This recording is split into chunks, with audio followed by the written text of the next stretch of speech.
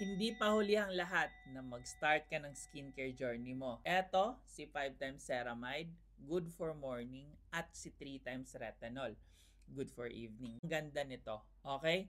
Siya ang nagpapadecrease ng ating oily skin, siya ang nagre-repair ng ating skin barrier, at meron na rin siyang ceramide.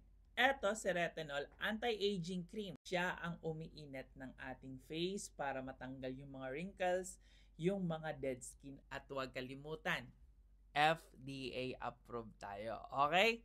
Check mo sa Yellow Basket dahil ang laki ng discount.